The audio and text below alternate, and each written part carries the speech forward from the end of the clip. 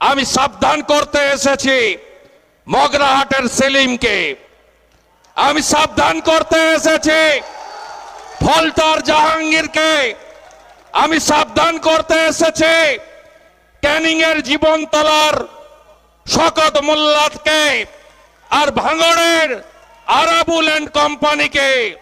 সময় আছে, সংযত হন, সংযত হন। আপনাদের থেকেও বড় গুন্ডা ছিলেন অনুব্রত মণ্ডল। ভোট এলেই বলতেন গুড় বাতাসা খাওয়াবো। চড়াম চড়াম ঢাকের আওয়াজ, উন্নয়ন দাঁড়িয়ে আছে। তিনি এখন সকন্যা তিহারে গড়াগড়ি খাচ্ছেন। উনিও তৃণমূলের বাঘ ছিলেন বীরভূমে, উনিও ভোট দিতে দিতেন না, উনিও ভোট লুট করতেন।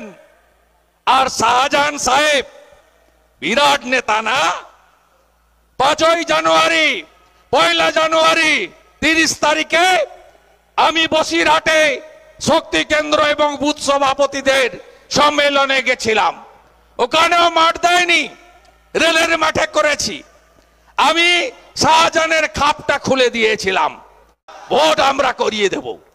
আমি এর আগে এসেছি সাউথে, আমাকে আটকেছে, রাস্তা অবরোধ করেছে, কালো পতাকা দেখিয়েছে।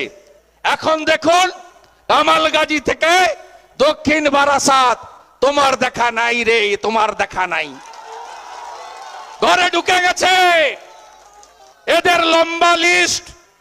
এই কুলতলির গনসা, সে কম্পিটিশন করে জমি কিনেছে, তার 49টা দলিল আমার কাছে আছে। আমাকে একটি প্রাক্তন ওখানে মইপিট অঞ্চল, সেখানকার এসইউসিআই এর কমরেড ভাইরা আমাকে সব তথ্য পাঠিয়েছে। 75 কোটি টাকা শুধু একটা জিপিতে চুরি করেছে মইপিট অঞ্চলে। এই চোর তৃণমূল, ডাকাত তৃণমূল লুট করে নিয়ে গেছে। এদেরকে আমরা ছাড়বো নাকি? ছাড়বো না।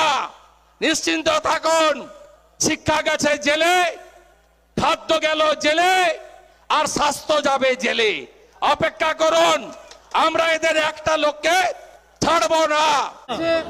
তাপস পালের পরিবার বলছে আমরা প্রাণ সংশয় হতে পারে তৃণমূল নেতৃত্বের বিরুদ্ধে মুখ তোলায়।